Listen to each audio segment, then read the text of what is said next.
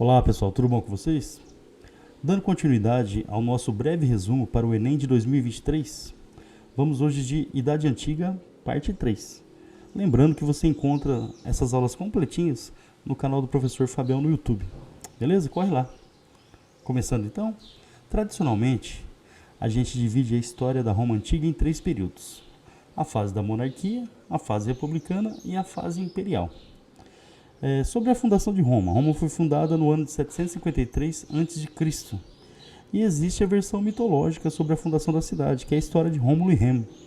Rômulo, segundo essa mitologia, eram 2 irmãos, Rômulo e Remo. O Rômulo matou o Remo e o Rômulo, fundou a cidade de Roma.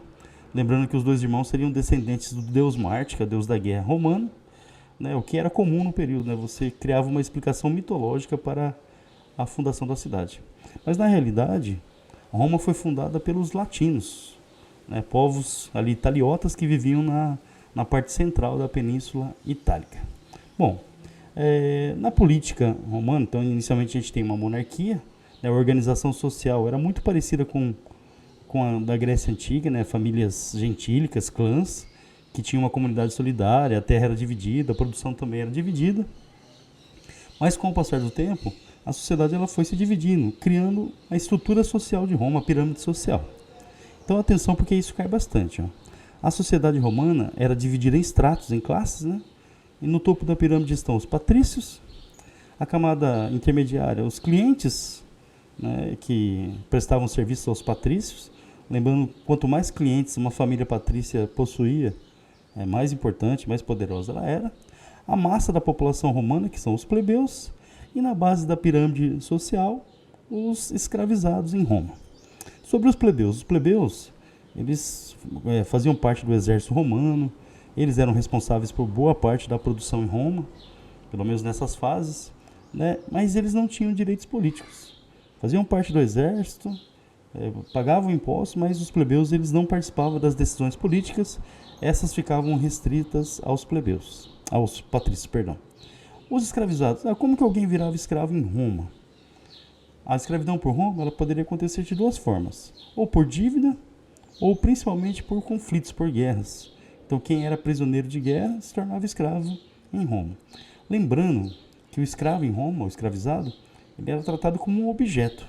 O dono do escravizado poderia fazer praticamente o que quisesse com ele. Logo, mais tarde, principalmente durante a fase imperial, a escravidão vai ser a principal forma de produção de Roma, a base do Império Romano, que vai sustentar a sociedade. Tá?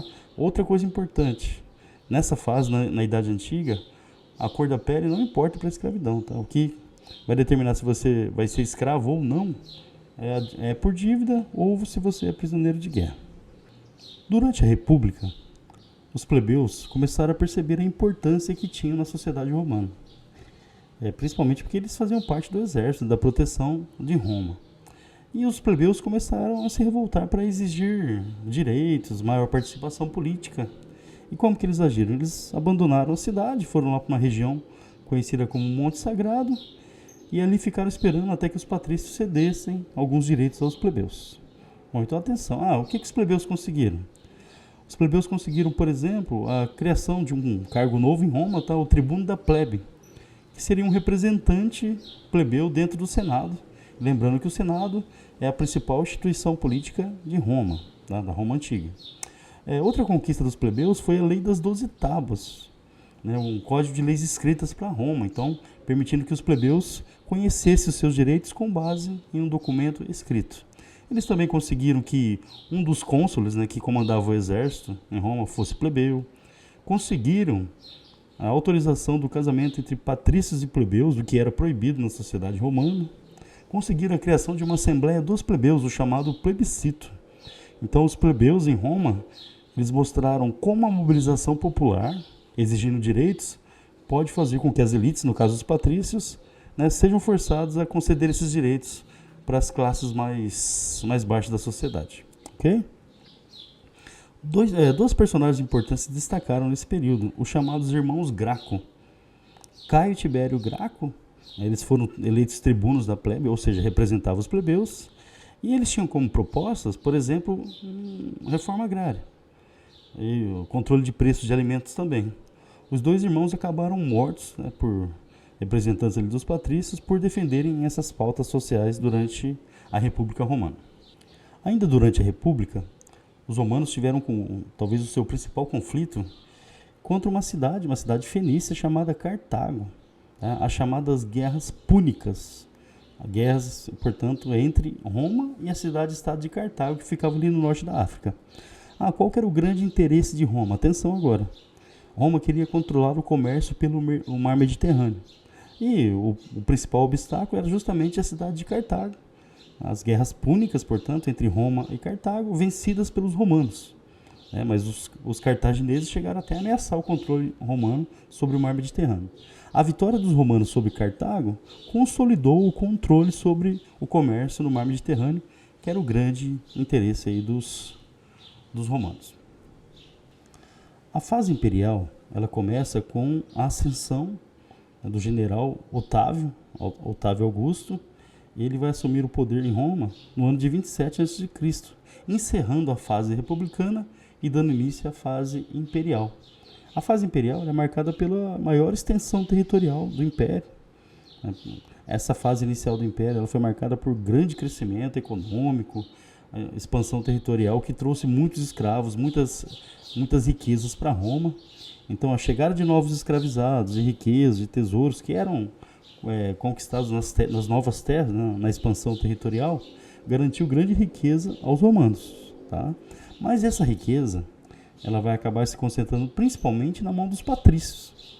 Os plebeus não enriqueceram, não conseguiram usufruir da riqueza das conquistas romanas.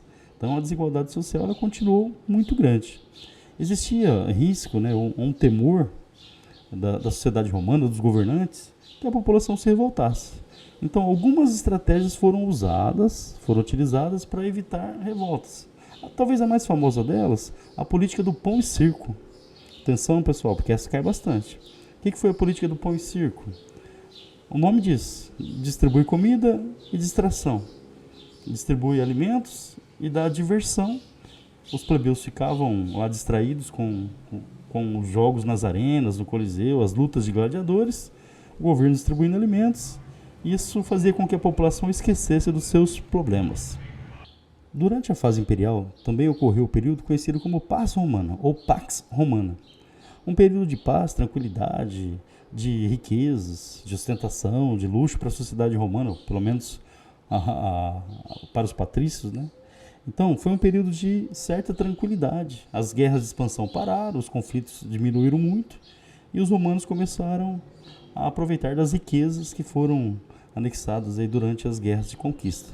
Então, esse período de paz, tranquilidade, de poucas guerras, de poucos conflitos, paz interna e paz externa, ele acabou entrando para a história como Pax Romana. Durante o Império, durante a República também, aconteceram várias rebeliões de escravizados. A mais famosa delas foi aquela liderada por Espartacus, que chegou a reunir milhares e milhares de escravizados que tentaram marchar contra Roma. Tá? Então a sociedade romana ela sempre foi marcada por revoltas de escravizados, até porque os escravizados em Roma eles eram tratados como ferramentas, como objetos. O dono poderia dispor da vida do escravizado quando bem entendesse. Declínio de Roma. Quais foram as causas que levaram à decadência do maior império da antiguidade? Quando os romanos eles pararam a sua expansão territorial, automaticamente o número de escravizados começou a diminuir.